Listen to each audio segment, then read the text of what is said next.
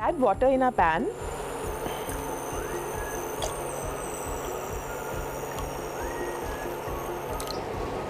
Water has come to a boil, and now I'll add my chopped onions to it.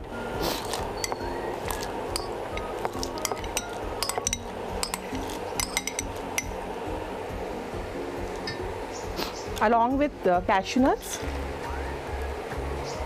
and green chilies.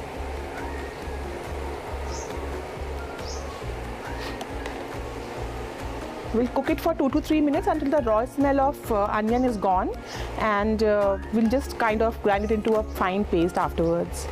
So we're not making a fried onion kind of a gravy for this particular recipe, because we want the flavor of black peppers to shine, and a white gravy with a very mild kind of finish will let the flavors to really come out very well. The onion and cashew nuts have been boiling for last 5 minutes now. I'll take off the pan from heat and strain the water from it, and just grind the onion and cashew nuts and green chilies into a really smooth paste. The paste is ready, and now I'll just keep it aside and keep a pan over the heat. I'll start by heating oil in a pan. Once the oil is hot, I'll add some cloves, green cardamom, and a small piece of cinnamon to it. Just fry these for a couple of seconds so that they release all their aroma into the oil, and then we'll add a onion paste to it.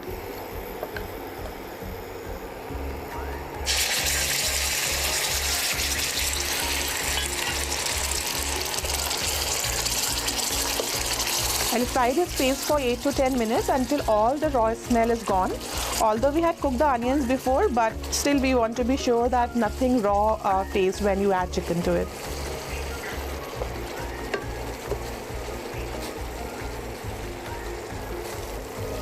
Onions are fried very well. You can see the oil oozing from the sides of the pan.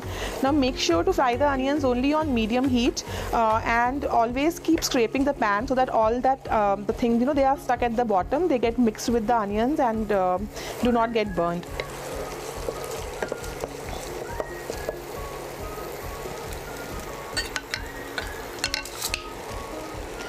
Add ginger garlic paste.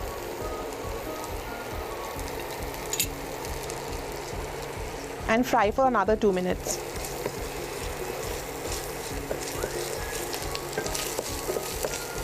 It's done well. Now add chicken. I've taken curry cut pieces here. You can also take boneless chicken if you wish to.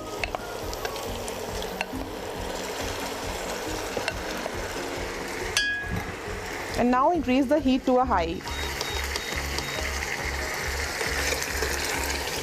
Fry the chicken on very high heat for 3 to 4 minutes until it is a little brown from all the sides.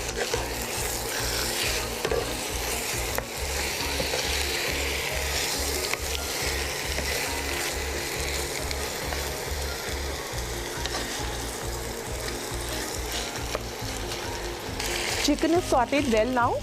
I'll add some curd to it. Make sure to whisk the curd well, otherwise it will split when you add it in the heat. Mix it well in the chicken.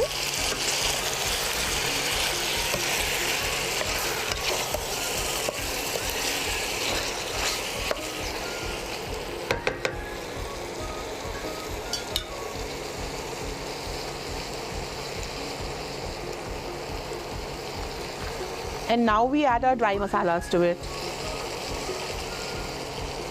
I'm adding coriander powder,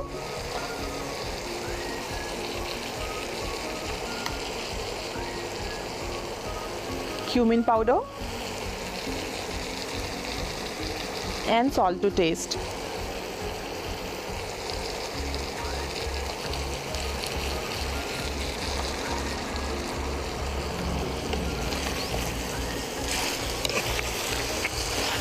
Mix everything well.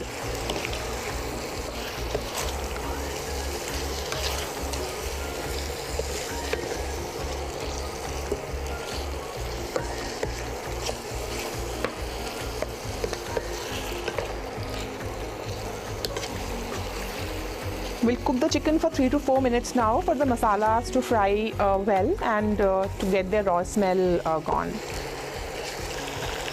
Add half cup of water in the pan.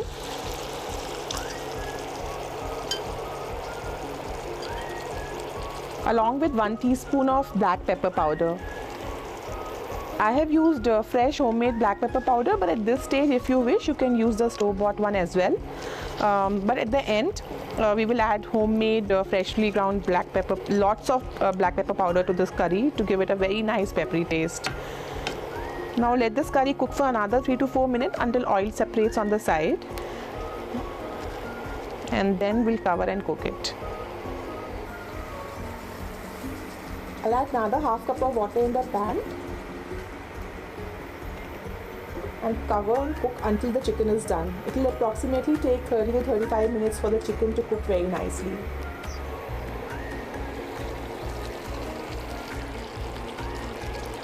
Our chicken is cooked very well now. If you want to increase the gravy at this stage, you can pour some more water to it, but I think I'm good with the amount.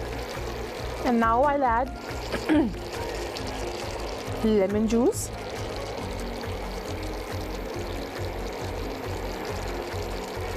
Very little honey. I'm adding honey because it balances the flavor very well. So you can either add some sugar to it if you don't have honey, but very little. Don't go overboard with it.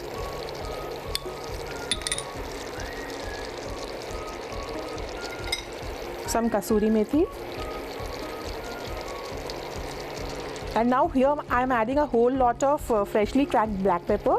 These were whole black peppers which I have pounded very well to make a coarse powder.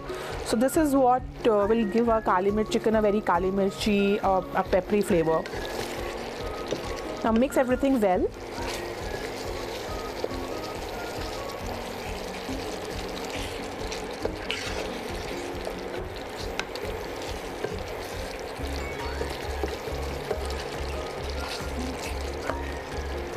And now at the end, I'll add some fresh cream to it.